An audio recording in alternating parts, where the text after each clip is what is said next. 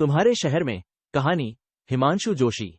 तुम्हारे इस शहर में सदियों से तंद्रा में डूब यानी जादुई शहर में जब जब आता हूँ, आंखें कुछ खोजने सी क्यों लगती हैं। खोई खोई सी उन आंखों में गहरी जिज्ञासा का सा भाव क्यों उभरता है। क्यों यहाँ की बयार में एक प्रकार की चांदनी सुगंध का सा एहसास होता है। ये कुएं की तरह बसा बेधीर शहर मुझे सबसे सुंदर शहर क्यों लगता है। यहाँ की रूखी मिट्टी में एकता का स्पंदन क्यों। पेड़ों की पत्तियों को छूता हूं तो उनमें सहरन सी की अनुभूति होती है। खिले हुए फूलों का खिला हुआ स्वरूप एक प्रकार की जीवंतता का सा एहसास क्यों जगाता है। मैंने इस तरह से हंसाते, मुस्कुराते, खिलखिलाते फूलों को अन्यत्र कहीं नहीं देखा। तुम्हें सच नहीं लगेगा, पर सच कह रहा हूं। जब कभी नैनीताल आता हूं, अकेला ही ऊंची नीची पगडंडियों में निकल पड़ता हूं अपने को खोजने के लिए। अपने आप से पता नहीं कितनी बातें करता रहता हूं। अपने से रूठता हूं, स्वयं अपने को मनाता हूं।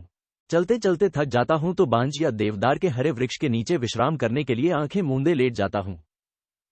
चुपचाप कभी वृक्ष को परस्पर बातें करते सुनता हूं, कभी मैं भी उनकी बातों में शामिल हो जाता हूं। बांज के एक बूढ़े वृक्ष ने उस दिन मेरी ओर देखते हुए कहा, तुम यहां क्यों आते हो? यहां क्या है ऐसा जो तुम्हें दुनिया के किसी कोने से भी यहां खींचकर ले आता हूं? मैं उनकी बातों का क्या उत्तर दूं, मुझे सूझता नहीं। वह फिर मेरी प्रश्नसूचक दृष्टि से मेरी ओर देखता है तो विवश भाव से कहता हूं, यहां कुछ खो गया है, उसे खोजने आता हूं। बचपन में खो गया था कभी, तब से अपने को खोज रहा हूं। तुम्हें सच नहीं लगेगा, ये सारे वृक्ष जो अब मेरी तरह बुढ़ा गए हैं, इनकी ओर गौर से देखोगे तो तुम्हें कई सजीव चित्र दिखेंगे। इनकी पत्तियों में कई अक्स।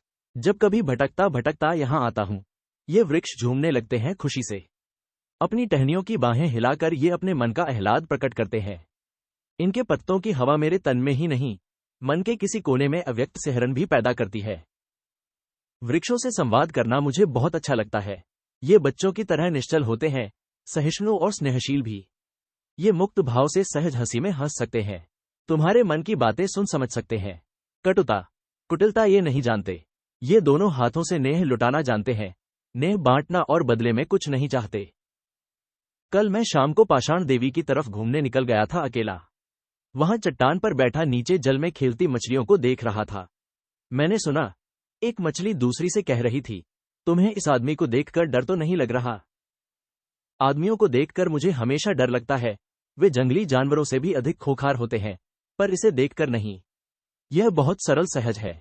हाँ, प्राणी के माथे पर लिखा रहता है कि वह क्या है। उस भाषा को जो समझ लेता है, वह सब कुछ जान लेता है। इसके माथे पर क्या लिखा है? यही कि यह बुरा आदमी नहीं है। वह हंस पड़ती है।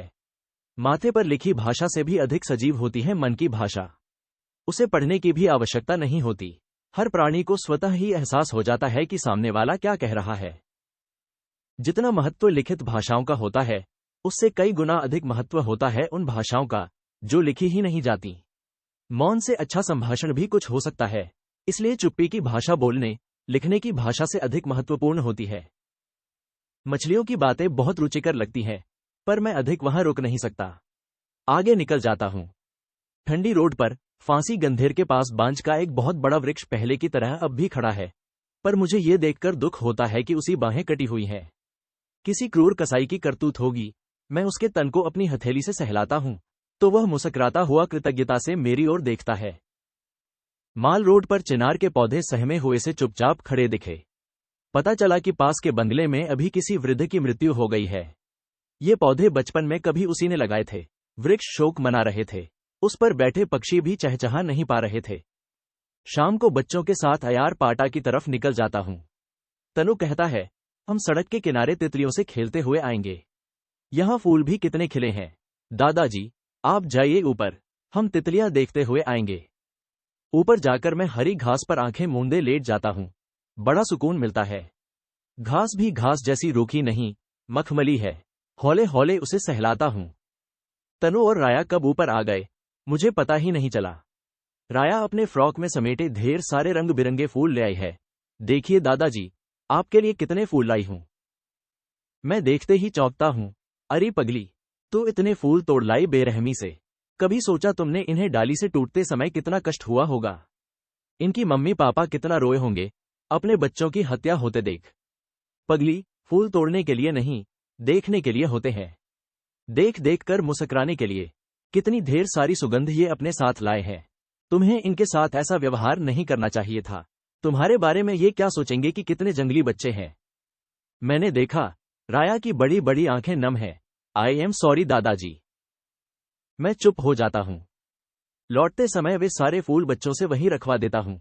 बच्चे उन पौधों को प्यार करते हुए क्षमा याचना करते हैं। ये शहर तुम्हारा है न? नहीं नहीं, तुम्हारा भी नहीं, हमारा, हम सबका। मैं उन सड़कों गलियों में कुछ खोजता, खोया खोया भटकता रहता हूँ, कभी जिन पर तुम चली थी।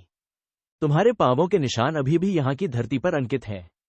यहाँ की फूल पत्तियों पर, वृक्षों पर तुम्हारी देहगंध बिखरी हुई है। अधिकांश लोग जो समय के साक्षी थे, अब कहीं नहीं दिख रहे हैं। इतने वर्षों में इतिहास के कितने पन्ने पलट गए हैं कि पन्ने धूमिल हो गए हैं, पीले। किस पर क्या लिखा था, इतना धुंधला गया है कि पढ़ पाना भी कठिन है। मेरी ही आंखें धुंधला गई हैं। जो नन्हे नन्हे बच्चे तब गली के नुक्कड़ पर गुल्ली डंडा खेलते थे, अब वे मोटे ऊनी कपड़ों में लदे कमर झुकाकर चल रहे हैं। आंखों पर मोटे चश्मे हैं, पांवों में सहज रूप से खड़े होने की शक्ति नहीं, इसलिए लाठी का सहारा लिए खड़े हैं। तिराहे पर जो बालों में सिनकी गरम गरम मूंगफलियां बेचता था, वह चलता चलता टकरा गया था।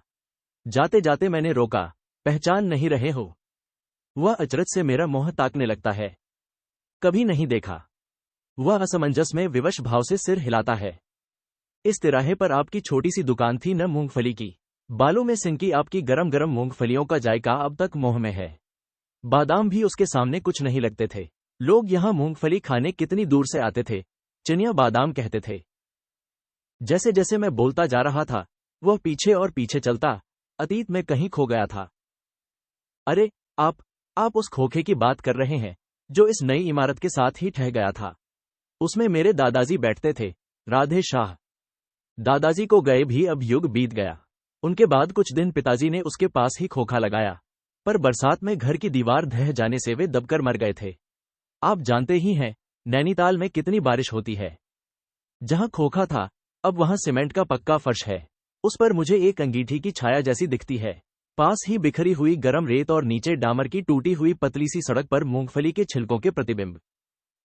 थोड़ा आगे बढ़कर झील के किनारे की जमीन पर घूरकर देखने पर मुझे घोड़ों की टापों की छाप दिखती, उनकी टापों से उड़ती धूल सी। मैं मुंह पर रुमाल रख लेता हूं। तभी सहसा एक झटका लगता है। अरे हाँ, ये तो पुरानी बात थी। अब घोड़े नैनीताल की सड़कों पर नहीं चलते दिखते। हाँ, हाँफते हुए, दौड़ते हुए घोड़ों की टापों की आवाज अवश्य मेरी तंद्रा भंग कर रही है। फिर यह आवाज कहां से आ रही है, और यह धूल? सिनेमा हॉल के बाहरी द्वार पर एक लंबा सा शीशा लगा है। मैं उसके आगे खड़ा हो जाता हूं। देखता हूं मेरे स्थान पर वहां कोई और खड़ा है। बार बार आंखें मलकर देखता हूं। अचरज से शीशे में देखता हुआ पूछ रहा है, आपको कहीं देखा लगता है? इन्हीं सड़कों पर अपने को ढूंढने के लिए इस उम्र में आपको इतनी दूर आना पड़ा। अफसोस है। किसी मेले में जैसे बच्चे का हाथ छूट जाए और वह बिछुड़ जाए, इतनी शताब्दियों के बाद उसके अभिभावक प्रतिवर्ष लगने वाले इस मेले में उसे ढूंढने आए, उसी स्थान पर, क्या वह कभी वहीं खड़ा मिल सकता है? हाँ, मिल क्यों नहीं सकता? मैं भी उसी चौराहे पर तो खड़ा हूं, जहां से खोया था कभी। आप मुझे नहीं पहचानते, मुझे नहीं जानते, पर मैं भी क्या अपने को भूल सकता हूं? स्वयं को भी नहीं पहचानता।